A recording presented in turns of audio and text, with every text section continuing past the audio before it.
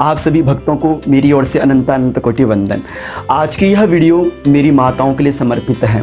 बहुत सारी माताओं ने मेरे से रिक्वेस्ट करी थी कि शास्त्री जी आप हमें स्पेशल यह वीडियो बना के दीजिए जिसमें केवल स्त्री भगवान की पूजा पाठ कैसे कर सकें। तो मैं यह वीडियो अपनी माताओं के लिए समर्पित करता हूं और मैं आशा करूंगा मेरी माताओं आपको यह वीडियो बहुत अच्छे लगेगी। किस नियम के अनुसार स्त्री को भगवान की पूजा करनी चाहिए यह मैं आपको शास्त्रीय विधि के प्रमाण से बताऊंगा। मेरी माताओं, मैं आपके बालक जैसा हूं, आपके बेटा जैसा मुझे समझना। कहीं मेरे से बोलने में गलती हो जाए, आपको अच्छा ना लगे, मेरी माताओं मुझे क्षमा करना। लेकिन मैं आपको जो कुछ बताऊंगा शास्त्र विधि के अनुकूल बताऊंगा। आप भी मुझे अपना आशीर्वाद जरूर देना। आपने अपनी पूजा की विविधता को और मजबूत करना है। याद रखिएगा, आप कोई साधारण नारी नहीं है। आप अहिल्या हैं, आप द्रौपदी हैं, आप सीता हैं, आप तो अनुसुईया हैं। अगर आप चाहें तो आप धर्म की ध्वजा से अपने घर को सदैव खुशहाल बना सकती हो। शास्त्र कहता है, शिव पुराण में लिखा है कि भार्या मूलम गृहस्थस्य भार्या मूलम सुखस्य च। पत्नी तो घर की नींव है, नींव। पत्नी तो उस बीज की भांति है कि जैसे वृक्ष का बीज बढ़ता है ऐसे ही पत्नी के धर्म कर्म करने से उसके घर की नींव मजबूत होती है। भार्या मूलम गृहस्थस्य भार्या मूलम सुखस्य च। माता बहनें तो धर्म की रीढ़ हैं। मेरी माताओं याद रखना, आप माँ के रूप में ममता हैं, बेटी के रूप में आप त्याग हैं, बहन के रूप में आप समर्पण हैं और पत्नी के रूप में आप त्याग हैं। आप ही हैं धर्म पत्नी जिससे पूरा घर महकता है। इसलिए मेरी माताएं बहनें अगर नित्य भगवान का पूजन करती है ना, उस घर के अंदर प्रसन्नता सदैव बनी रहती है। आपने पूजा का प्रारंभ कैसे करना है? अपनी सुबह की अच्छी शुरुआत से करना है। कैसे? जैसे ही आप जल्दी सुबह उठ जाती हैं सबसे पहले अपने हाथों का दर्शन कीजिए। शास्त्र कहता है कि ब्रह्म मुहूर्ते उत्थाय स्वकरतल अवलोकनम। अपने हाथों का अवलोकन कीजिए। कराग्रे वस्ते लक्ष्मी, कर मध्य सरस्वती, कर मूले स्थितो ब्रह्मा, प्रभाते कर दर्शनम। अपने हाथों का दर्शन कीजिए। जिस छिद्र में आपकी श्वास चल रही है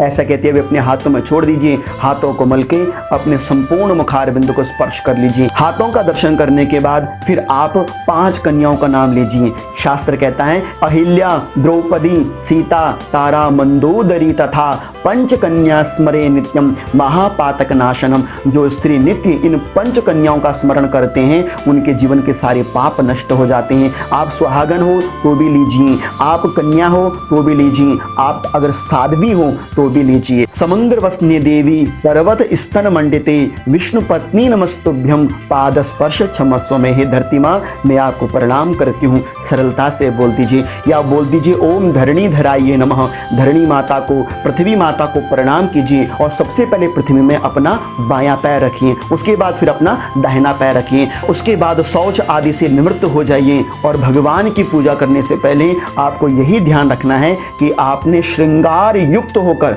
भगवान की पूजा करनी चाहिए। श्रृंगार का मतलब मेकअप नहीं, क्रीम पाउडर नहीं। श्रृंगार का अर्थ है कि अपनी मांग में सिंदूर, गले में मंगलसूत्र, हाथों में चूड़ियां, माथे में बिंदी जरूर लगी होनी चाहिए। मैं नहीं कह रहा हूं, विष्णु पुराण में लिखा हुआ देखिए, आप पढ़ सकते हैं। श्लोक आपके सामने है कि हरिद्रा कुमकुमम चैव सिंदूरम कज्जलादिकम कूर्पासकम च तांबूलम मांगल्या भरणादिकम केश संस्कार कबरीकर कर्णादि भूषणम भ्रतुरायुष निच्छन्ति दूरियेन्न पतिव्रता। पतिव्रता नारी को कभी भी मांग का सिंदूर, गले का मंगलसूत्र, माथे की बिंदी को दूर नहीं करना चाहिए। आज मॉडर्न जमाना आ गया, हम लोग इन चीज़ों को नहीं मानते, लेकिन बहुत बड़ी गलती हम लोग कर रहे हैं। बाकी आपकी जैसी मर्जी है। श्रृंगार के साथ बैठिए। मांग में सिंदूर, गले में मंगलसूत्र, माथे पे बिंदी जरूर होनी चाहिए। याद रखिए, जैसे पुरुष की जनेऊ है आपका वह मंगलसूत्र है, जैसे पुरुष की शिखा है आपका मांग का सिंदूर है, और जैसे पुरुष के माथे का तिलक है आपकी माथे की बिंदी है। इस तरह से आपने श्रृंगार युक्त होकर अपने बालों को बांध कर ही भगवान की पूजा करनी है। खुले बालों से कभी भी मेरी माताओं भगवान की पूजा नहीं करनी चाहिए। विष्णु पुराण में लिखा है कि मुक्त केशस्य नाचामेद देवाद्यर्चाम च वर्जयित। स्त्री को कभी भी बाल खोलकर भगवान की पूजा नहीं करनी चाहिए। बालों को बांध लीजिए और यह भी ध्यान दीजिएगा अगर बाल गीले हैं पानी टपक रहा है तो सुखा कर ही भगवान की पूजा करनी। टपकते हुए बालों से जल गिरना बड़ा अशुद्ध माना जाता है। इसलिए अच्छी तरह से बालों का ग्रंथि करके आपने सबसे पहले क्या करना है, ध्यान देना। आपने सबसे पहले भगवान के मंदिर में नहीं, आपने सबसे पहले भगवान जैसे सास ससुर को प्रणाम करना है। सास ससुर गुरु सेवा करियो। मैं प्रत्येक माताओं से कहना चाहता हूँ, अपनी सास ससुर से प्यार कीजिए। मेरी भारत की यह सनातन पद्धति यही सिखाती है कि स्त्री तो त्याग का स्वरूप होती हैं, ममता की देवी होती हैं, समर्पण का भाव होती हैं। आप ही तो हैं जो अपने घर को स्वर्ग समान समझ, आप ही तो हैं जिससे संपूर्ण घर बनता है। इसलिए मेरी माताओं, मैं आपसे यही भीख मांगता हूँ कि अपने बूढ़े सास ससुर की सेवा कभी मत छोड़ना। याद रखना, पति से पहले उस सास की सेवा करना जिसने आपको मांग का सिंदूर दिया है। अपने उन ससुर जी की सेवा करना जिन्होंने आपके सुहाग को योग्य बनाया है। वो थे तभी तो तुमको तुम्हारा सुहाग मिला है। इसलिए गिले शिकवे भुला दीजिए। सास क्या कहती है, क्या बोलती है, आप उसको भुला दीजिए। केवल आप अपना कर्तव्य निभाइए और सास ससुर के चरणों की सेवा कीजिए। उनको रोज सुबह प्रणाम कीजिए, वंदन कीजिए। याद रखना, जो सास अपनी बहू को अपनी बेटी समझ लेती हैं और जो बहू अपनी सास को अपनी माँ समझ लेती हैं, वो घर स्वर्ग के समान है। इसलिए जीते जागते धन्य है वो स्त्री जिनको सास ससुर की सेवा मिलती है, और जिनको सास ससुर की सेवा नहीं मिलती है, उनके सास ससुर इस संसार में नहीं है। वो सास ससुर की छवि को, उनकी छाया चित्र को, उनकी फोटो को प्रणाम करके, सर्वप्रथम सास ससुर को प्रणाम करके तांबे के लोटे में शुद्ध जल भरकर उसमें गंधाक्षत चंदन आदि डालकर सूर्य भगवान को अर्घ्य देना चाहिए। सूर्य भगवान को अर्घ्य देकर ओम दिवाकराय नमः, भानवे नमः, मित्राय नमः, आदित्याय नमः, रवये नमः, इन 5 नामों से आप सूर्य भगवान को अर्घ्य दीजिए। सूर्य भगवान को नित्य अर्घ्य देने का प्रयास मेरी माताओं आपको करना चाहिए। और सूर्य को अर्घ्य देने के बाद आपने दूसरा काम तुलसी माता की पूजा करनी है। तुलसी माता के बिना आप कभी भी अपने घर के मंदिर में प्रवेश मत कीजिएगा। तुलसी माता प्रत्यक्ष देवी है, उनको वंदन प्रणाम करके केवल रविवार के दिन जल छोड़कर रविवार को मात्र केवल उसमें एक दीपक जला दीजिए। तुलसी को स्पर्श मत कीजिए रविवार के दिन, और बड़ी प्यार से तुलसी मैया में नित्य जलार्पण कीजिए। सौभाग्य बढ़ता है प्रत्येक स्त्री का। तुलसी मैया में जल आदि दान करने के बाद मेरी माताओं, तांबे या कांसे के लोटे में जल भरकर आपने भगवान के मंदिर की ओर जाना है। आप जैसे अपने भगवान के मंदिर में पहुंचे, 3 बार ताली बजा दीजिए, और 3 बार ताली बजाने के बाद भगवान के पर्दे को खोलिए, और जो आपकी मंदिर की देहली होती है, दहलीज होती है, आप सबसे पहले उसको पानी के द्वारा थोड़ा सा लीप दीजिए, स्वच्छ कर दीजिए। अपने हाथों में पानी लेकर मंदिर की देहली को थोड़ा सा अपने हाथों से लीप दीजिए। जिन माताओं को संतान का सुख नहीं मिलता, ऐसी माताएं अगर रोज भगवान की देहली को लीपती हैं, शीघ्र उनको संतान की प्राप्ति होती है, और अन्य स्त्रियों को सौभाग्य की प्राप्ति होती है, साध्वी स्त्री को सुख की प्राप्ति होती है। इस तरह से देहली को लीप दीजिए। देहली को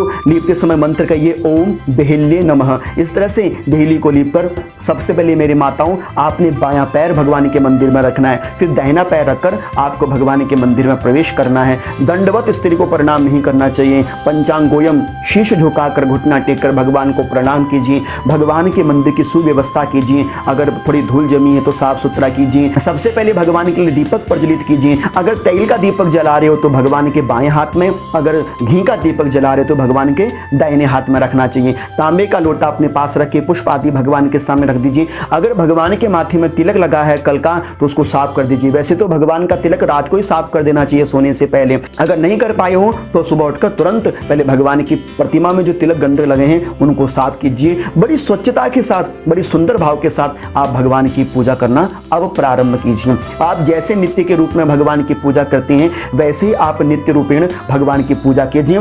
लेकिन गणेश जी को 21 दुर्वा चढ़ाना कभी मत भूलिए मेरी माताओं। दुर्वा सौभाग्य के साथ साथ वंश वृद्धि का कारक माना जाता है। इसलिए मैं अपनी माताओं से जरूर कहूंगा कि रोज 21 दुर्वा नहीं तो कम से कम 11 दुर्वा तो नहीं, कम से कम 3 दुर्वा भी भगवान गणेश जी को जरूर अर्पण कीजिएगा। इस तरह से भगवान को दुर्वा दल आदि अर्पण करने के बाद आपने भगवान के सर्वांग पूजन जैसे आप करते हो, माला जाप आदि सब कीजिए। हनुमान चालीसा पढ़ते हैं, देवी चालीसा पढ़ते हो, कुछ भी आप अच्छा पढ़ते हो, एक पाठ भगवान के सामने नित्य जरूर करना चाहिए। इस तरह से भगवान के सामने सामने पूजा पाठ आदि करने के बाद अंत में आपने भगवान की कर्पूर से आरती करनी है। कर्पूर गौरम करुणावतारम संसार सारम भुजगेंद्रहारम सदा वसंतम हृदयार वृंदे भवम भवानी सहितम नमामि। अतः भगवान की आरती करने के तदुपरांत 4 बार परिक्रमा कीजिए। अपने ही जगह में खड़े होकर दाहिने हाथ को 4 बार गोल गोल घूमना चाहिए। इस तरह से आप भगवान की परिक्रमा कर लीजिए। भगवान को पुनः से प्रणाम कीजिए और उसके बाद रसोई घर में जाकर सबसे पहले भगवान के लिए दूध का प्रसाद बनाइए। याद रखिए, रसोई घर में पहला भोग या तो छोटे से बालक के लिए बनाना चाहिए या अपने प्रभु आराध्य के लिए बनाना चाहिए। प्रातःकालीन पहला चूल्हा भगवान के नाम का या छोटे से बालक के नाम का ही चलना चाहिए। इस तरह से भगवान के लिए दूध का इंतजाम करके उनको भोग लगा दीजिए और इस तरह से अपनी सर्वांग पूजा को फलीभूत बनाने का प्रयास कीजिए। और भगवान के मंदिर में जैसे आप बैठे तो जैसे पुरुष लोग आचमन करते हैं तो स्त्री को आचमनी का जल अपनी आंखों में स्पर्श कर लेना चाहिए। शास्त्र कहता है आचमन स्थानोदकेनो नेत्र स्पर्श माचरेत। स्त्री को आचमन की जगह थोड़ा सा जल अपनी आंखों में स्पर्श कर लेना चाहिए। स्त्री को कुशा की पवित्र पहनने की आवश्यकता नहीं होती। कोई सोने की मुद्रिका अपने हाथ में धारण कर लीजिए। अगर कुछ भी नहीं है तो कोई बात नहीं, आप बिना कुशा धारण किए हुए ही आपने भगवान की पूजा को प्रारंभ करना चाहिए। क्या स्त्री को शंख बजानी चाहिए? तो इसके विषय में देवी भागवत में बहुत सुंदर एक श्लोक लिखा है,